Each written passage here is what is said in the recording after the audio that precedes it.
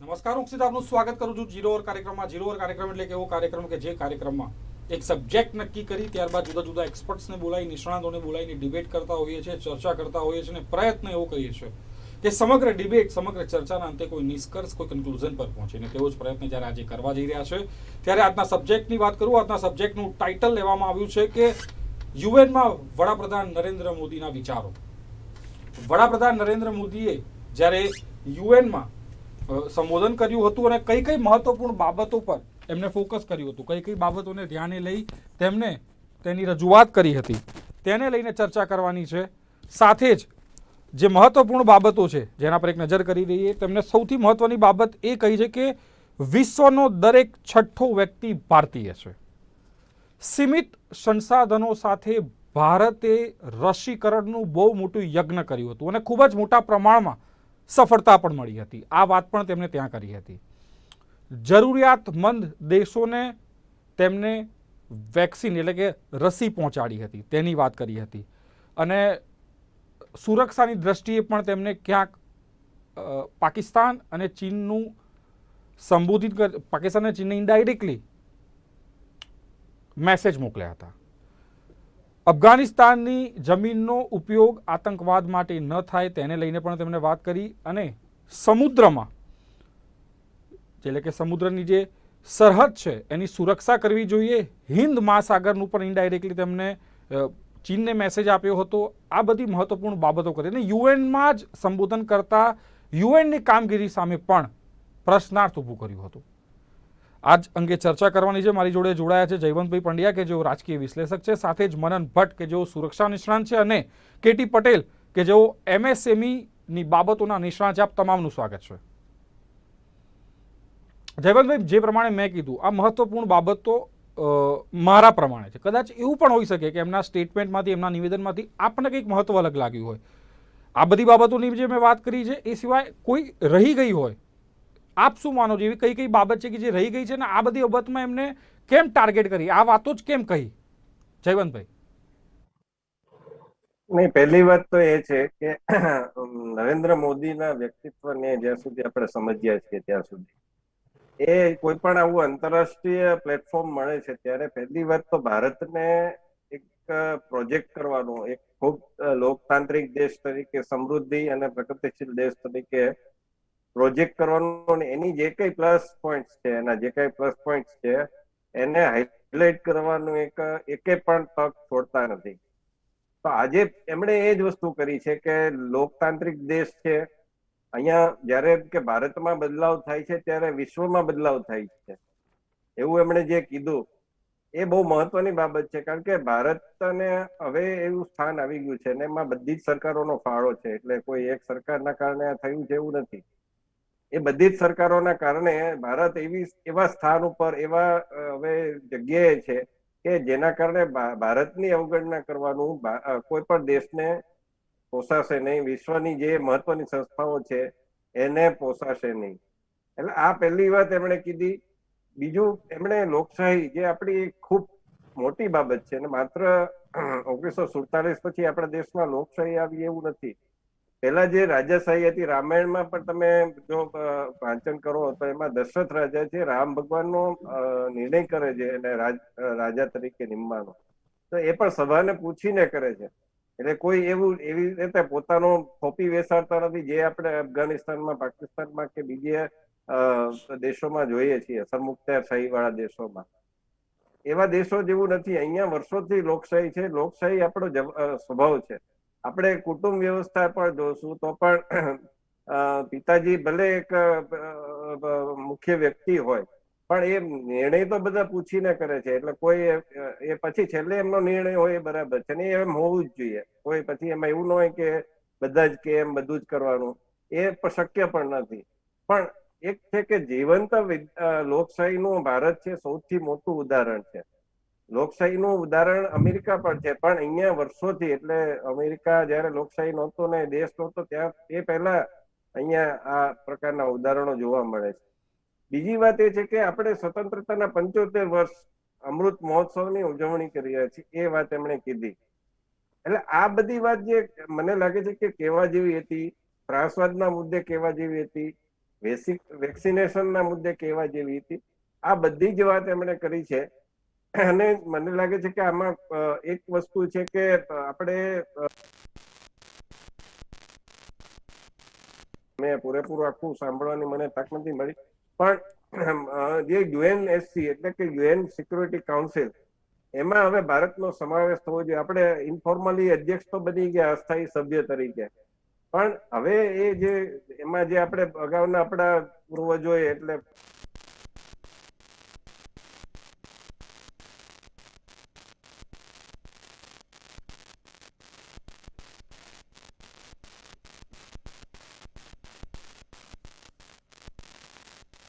સ્થાન મળવું જોઈએ, અને જે બદલાયેલો ઓર્ડર એના પણ ભારતની ગરજ હવે આ બધા દેશોને છે, ડેવલપ દેશોને છે. તો મને લાગે છે એ ભવિષ્યમાં સાકાર થઈને રહેશે. પણ અત્યારે જો થયું હોત તો મને લાગે છે કે આનંદની વાત હોત. અને વડાપ્રધાને પણ કદાચ આ મુદ્દો છે એવું જોરશોરથી નથી ઉઠાવ્યો, મે બી રોંગ, પણ એ કદાચ થયું હોત તો વધારે સારું રહેશે. Okay fine. મનનભાઈ, મારે આપની પાસે મનનભાઈ, ખાસ કરીને અફઘાનિસ્તાનની ધરતીનો ઉપયોગ આતંકવાદ માટે ન થવો જોઈએ, એટલે ઇનડાયરેક્ટલી ચેતવણી આપી છે ઇવન પાકિસ્તાનને અને અફઘાનિસ્તાનને કે જે વૃત્તિઓ, જે પ્રવૃત્તિઓ પાકિસ્તાનમાં થાય છે એના બેઝ કેમ્પ કે એના કેમ્પ કે એની સંસ્થાઓ બધી ત્યાંનો ઉપયોગ કરી અને ભારત વિરુદ્ધ કાર્ય ન થાય.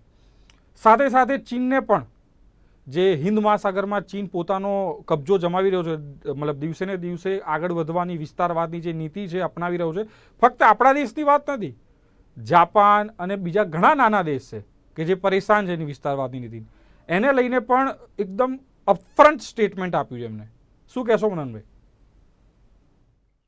ચોક્કસપણે સૌથી પહેલા હું અફઘાનિસ્તાનની વાત કરીશ કે જ્યારે નાર્કો ટેરરિઝમની વાત હોય કે પછી આતંકવાદની, જમ્મુ કાશ્મીરમાં આતંકવાદની વાત હોય કે વૈશ્વિક આતંકવાદની વાત હોય, આપણે બધાને ખબર છે કે જેવું અફઘાનિસ્તાનમાંથી અમેરિકાએ પુલ આઉટ કર્યું એટલે સમગ્ર વિશ્વ જાણે છે કે પાકિસ્તાને એના જે એલઓસી પર આવેલા ટેરર કેમ્પ હતા એ બધાને શિફ્ટ કર્યા છે અફઘાનિસ્તાનમાં, એફપેક રિજનમાં. એ લોકોને એમ લાગે છે કે ભારત ત્યાં એર સ્ટ્રાઇક્સ કે સર્જિકલ સ્ટ્રાઇક નહીં કરે, પણ આ પાકિસ્તાનને બહુ મોટો સંદેશ યુએનજી એસેમ્બલીમાંથી પ્રધાનમંત્રીએ પોતે આપ્યો છે કે એ લોકો આતંકીઓ ક્યાંય સેફ નથી, અને ભારત એનો પૂરજોર આંતરરાષ્ટ્રીય સ્તરે વિરોધ કરે છે. માત્ર એટલી વાત નથી, પણ ભારત જરૂર પડશે તો અફઘાનિસ્તાનમાં ઘૂસીને પણ ભારતમાં જો આતંક ફેલાવવાનો કોશિશ થશે તો એ આતંકીઓ ઉપર નકેલ કસવાની અને આતંકીઓને ખતમ કરવાની તાકાત ધરાવે છે ભારત.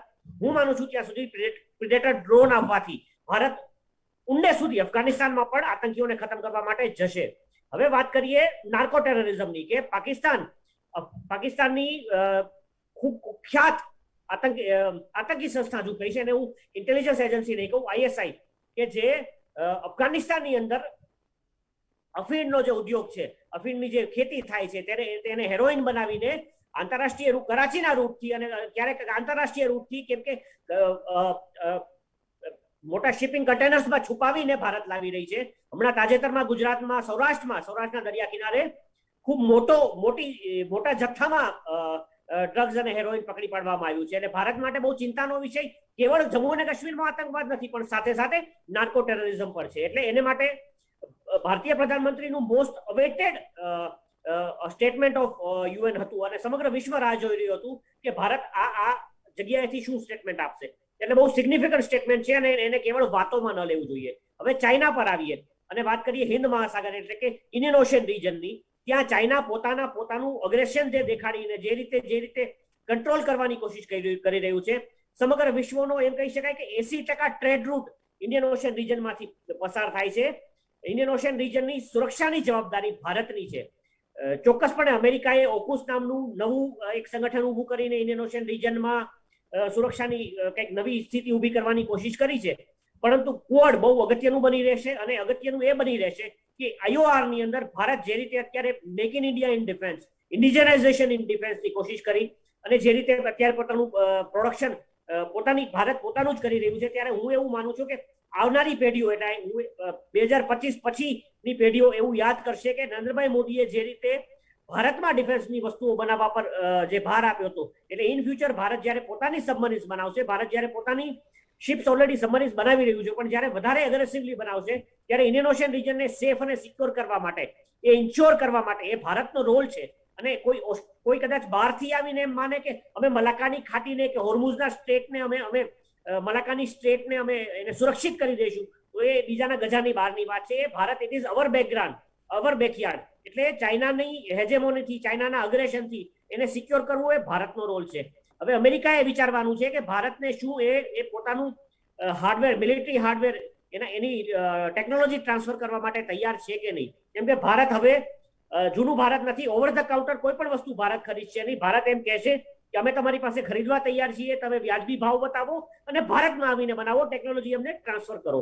ભારત હવે ડિફેન્સ ટેકનોલોજીના મામલે આત્મનિર્ભર બનવાથી નજીકના સમયમાં 1 દશકની અંદર ચાઇનાને નાથવા માટે અને ઇન્ડિયન ઓશિયન રિજનમાં ચાઇનાના અગ્રેશન પર નકેલ કસવા માટે તૈયાર જણાઈ રહ્યું છે. હવે ઇકોનોમિકલી ભારત કેટલું સ્ટ્રોંગ બને છે અને ડિફેન્સ પ્રોડક્શન ભારતમાં આવવાથી હજારો કરોડના ઓર્ડર્સ ભારતના મેન્યુફેક્ચરરને મળશે. ભારતની અંદર જોબ ક્રિએટ તો થશે જ થશે, પણ સાથે સાથે એક ફ્યુચરનું ભારત કે જે આપણે એવું નથી ઈચ્છતા કે ભારત અત્યારે રશિયાને ડિફેન્સ બાઇંગની અંદર આપણે રશિયા પાસેથી ઓલરેડી ખરીદીએ છીએ, પણ રશિયાને આપણું ડિફેન્સ જે સ્પેન્ડિંગ છે એને આપણે ક્રોસ કરી ચૂક્યા છીએ. એટલે ભારત નથી એવું ઈચ્છતું કે એવી નાલેશીના આપણે આગળ જતા ભોગ બનીએ કે આપણે લોકો પાસેથી જ ખરીદતા રહીએ અને આપણે કંઈ બનાવીએ નહીં. એટલે ચોક્કસપણે ભારત એક વિશ્વની લોકશાહીનું એક એવો દેશ છે કે જે સમગ્ર વિશ્વની એક આશાઓ અને આકાંક્ષાઓને પૂરી પાડતો દેશ છે. અને ચોક્કસપણે પ્રધાનમંત્રીનું આ ઉદ્બોધન સમગ્ર વિશ્વ માટે દિશા સૂચન કરનારું તો રહેશે જ. કેમ કે કોવિડની અંદર અને ખાસ કરીને કોવિડ વેક્સિનમાં જ્યારે ભારતે એટલી 2 વેક્સિનો બનાવીને અને ફ્યુચરમાં પણ બીજી 2-3 વેક્સિનો આવવાની છે, સમગ્ર વિશ્વને ચોંકાવી દીધું છે. હવે ખાલી રાહ વિશ્વ જોઈ રહ્યું છે કે ક્યારે આપણે ચાઇનાને અને પાકિસ્તાનના આતંકવાદને પણ નકેલ કસવામાં કામયાબ રહેશે. Okay, fine. પટેલ સાહેબ, મારે આપની પાસે આવું છે. 5 ટોપ મોસ્ટ સીઈઓ સાથે બેઠક કરી છે. આનાથી ફક્ત એ 5 નથી, એ દેશના મોટા ભાગના ઉદ્યોગપતિઓ સાથેની બેઠક થઈ ગઈ કહેવાય. કેમ કે ટોપ 5 જોડે તમે બેઠક કરતા હોય એના મેસેજ દરેક કંપનીમાં સ્પ્રેડ થાય. શું લાગી રહ્યું છે આ બેઠક બાદ જે સ્ટેટમેન્ટ્સ આવી રહ્યા છે, જે મતલબ વાતો આવી રહી છે આપણી પાસે, ક્યાંક આ મીટિંગ પોઝિટિવ તરફ જશે, મતલબ પોઝિટિવ સ્ટેપ્સ જોવા મળશે આ મીટિંગના પાછળથી આ 5 કંપની સિવાય અન્ય કંપનીઓ કે આ 5 કંપનીમાંની અમુક કંપનીઓ ભારતમાં ઇન્વેસ્ટમેન્ટ કરી મેન્યુફેક્ચરિંગ લઈ કે કોઈ પણ સેક્ટરમાં ઇન્વેસ્ટ કરવા માટે તૈયાર થશે. આના પોઝિટિવ્સ આપણને અને આ પોઝિટિવ સાઇડ્સ અને ઇફેક્ટ્સ આવનારા દિવસોમાં જોવા મળશે કે કેમ?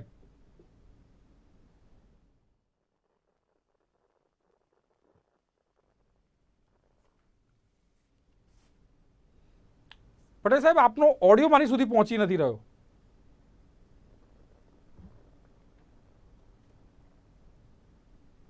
સાહેબ, આપણો દેશ મોસાળ છે, સંભળાય છે? જી જી, હવે આવી રહ્યો છે અવાજ આપનો. આપણો દેશ મોસાળ છે. આ દુનિયાના ઔદ્યોગિક ક્ષેત્રનું આપણો દેશ મોસાળ છે અને માં પીરસનાર છે. વર્લ્ડના ઔદ્યોગિક ક્ષેત્રે અગ્રગણ્ય ગણાય એવા દેશો Japan, America, Britain, France, German, આ લોકોને આઉટસોર્સિંગ કરવી પડે એવી પરિસ્થિતિ ઇકોનોમીને કારણે છે. ત્યાં સ્કિલ્ડ વર્કરોનો પગાર અને ખર્ચ અતિશય મોંઘો છે. એટલે એ બહાર કામ કરવા માટે દેશો ખોળતા હતા.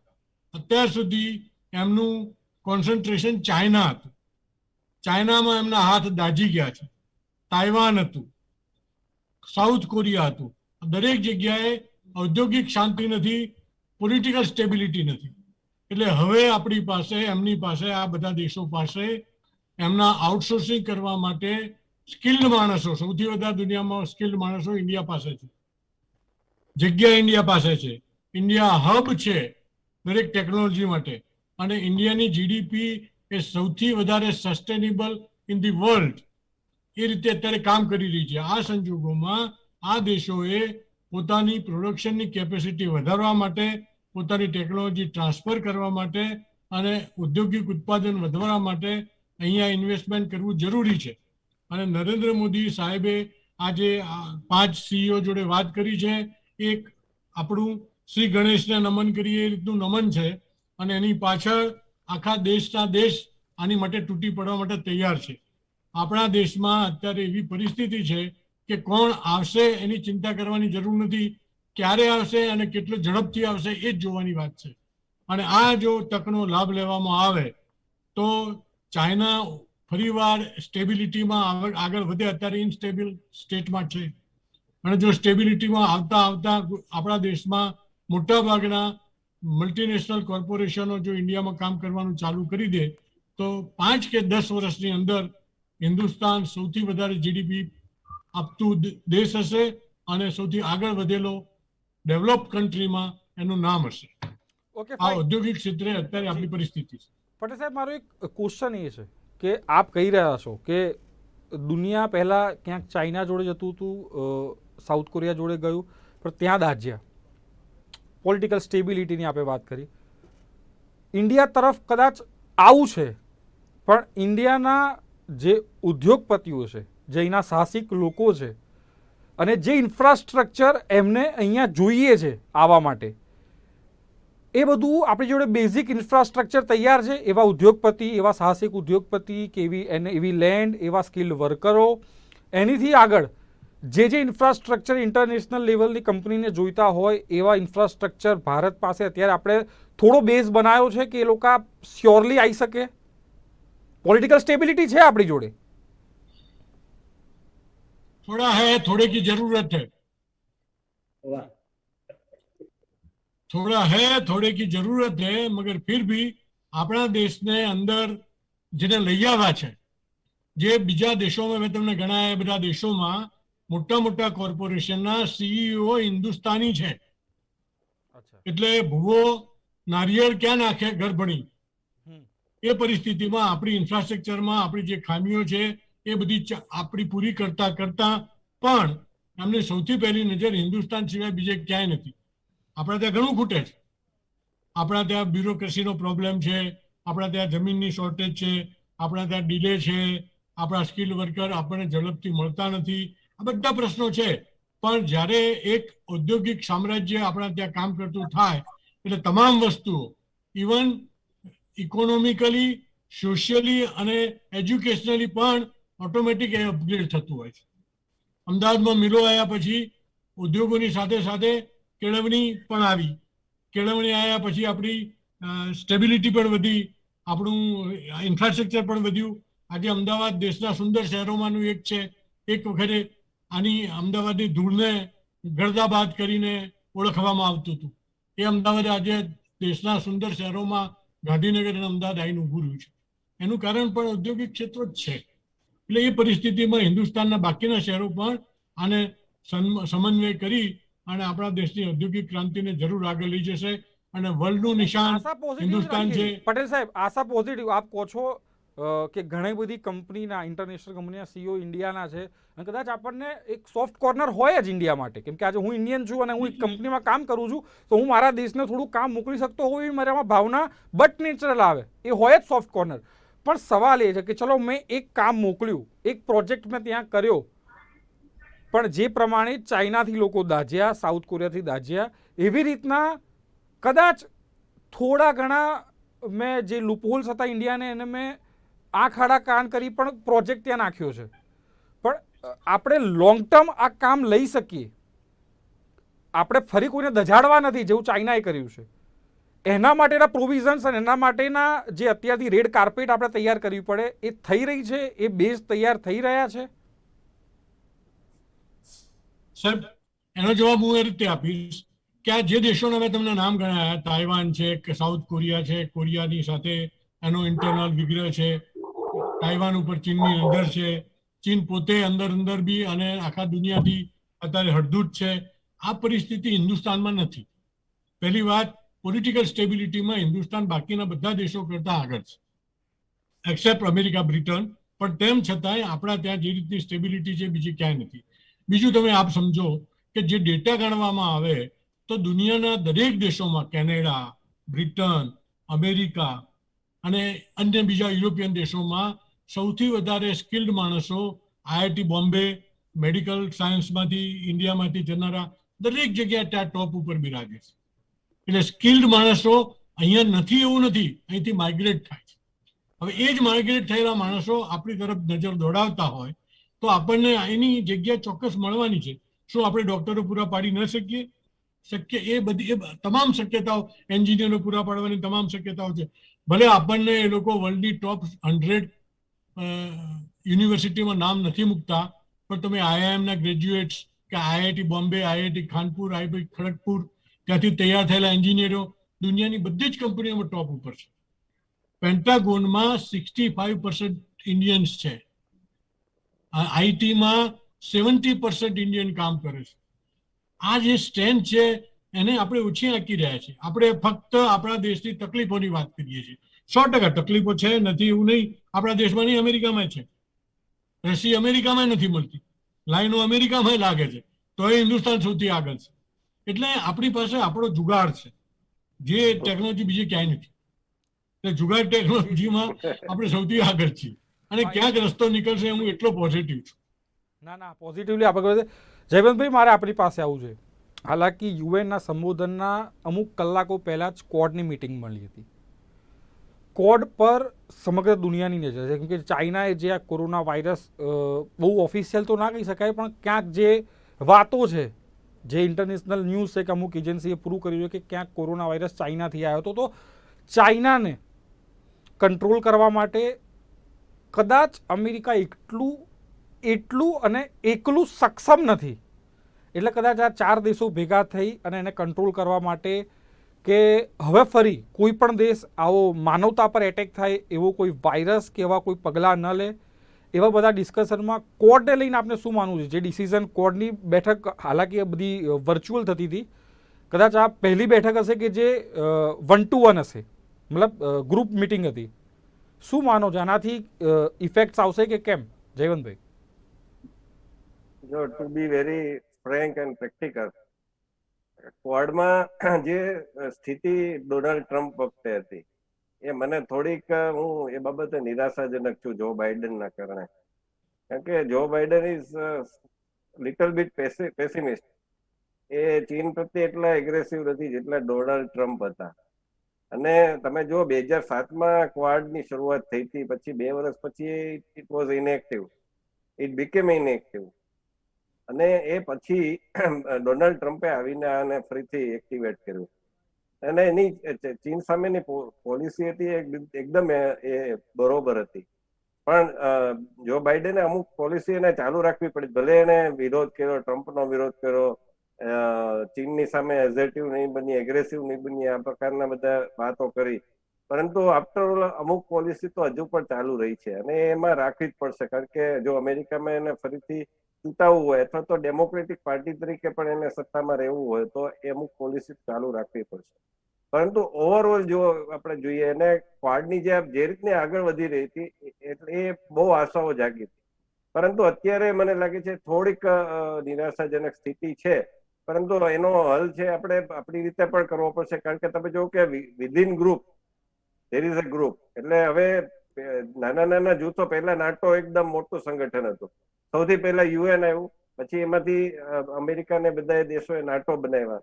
હવે એ નાટો છે એમાંય પણ ભાગલા પડી ગયા છે. કારણ કે જે તાલિબાનનો સામે અમેરિકાએ, ખાસ કરીને જો Biden, we should not use the America word because it is decision of Joe Biden only. તો એના કારણે બ્રિટન અને આ બધા જે યુરોપના દેશો છે એ પણ ખૂબ જ ખળબળી ઉઠ્યા છે કે અમે તો નાકની કે વોરી લીધી, એમ અમે નાકના યુદ્ધમાં જ સપડાઈ ગયા અને અમારો ખર્ચો ને આ બધું સૈનિકોની કુંવારી ને આ બધું ભોગ્યું. એટલે એ લોકો પણ ભારે ગુસ્સે છે. તમે એના આર્ટિકલ વાંચો, ગાર્ડિયન ને આ બધા જે એની છે, ડેઇલી મેલ ને બધા એના આર્ટિકલ વાંચો તો તમને લાગશે કે બહુ સ્ટ્રોંગ વર્ડ એ લોકો બાઇડન માટે યુઝ કરી રહ્યા છે. એ લોકો એને સ્લીપી કે જે, કારણ કે ભાષણ સમયે સૂતા હોય છે દેવગોડાની જેમ, એની મેમરી એના ફેમિલીના મેમ્બર્સના નામ ભૂલી જાય છે. તો આ આપણે ત્યાં કોઈ આવતું નથી. કારણ કે આપણું મીડિયા છે થોડું ડેમોક્રેટિક પાર્ટી તરફ પૂર્ણ વલણ ધરાવે છે, લિબરલ મીડિયાના કારણે. એ જુદી વાત છે. પણ એ જે એના કારણે એ લોકો અંદરો અંદર યુરોપના લોકો પણ એ છે. અને એમાંય ખાસ કરીને જે આ ઓકસ યુએસ, યુકે અને ઓસ્ટ્રેલિયા, આ ત્રણની જે સંધિ થઈ અને ઓકસ બન્યું, એના કારણે તો ફ્રાન્સ વધારે ધુઆ પુઆ છે ને એને બે પોતાના રાજદૂતોને પાછા બોલાવી. એટલે world order is changing and it is very in dialect એકદમ પોઝિશનમાં છે. બહુ ડેલિકેટ સ્થિતિ અત્યારે થઈ રહી છે.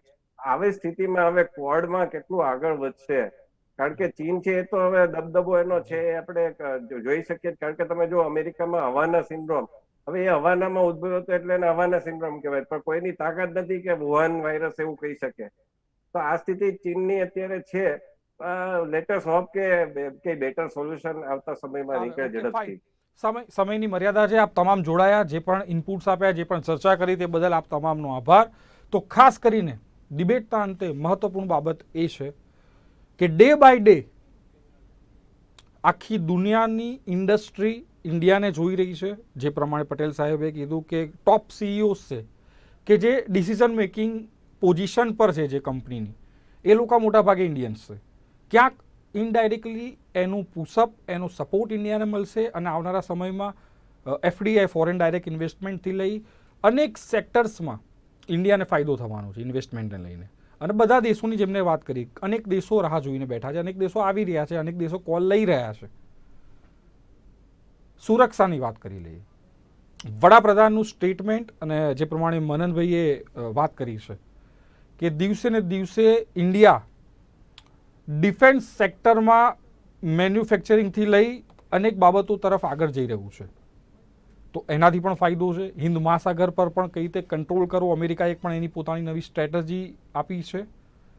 તો આશા રાખીએ કે યુએનમાં જ્યારે વડાપ્રધાને આ બધી વાત કરી છે, અફઘાનિસ્તાનને પણ ચેતવણી આપી છે, પાકિસ્તાનને પણ, તો આની પોઝિટિવ ઇફેક્ટ્સ આવશે.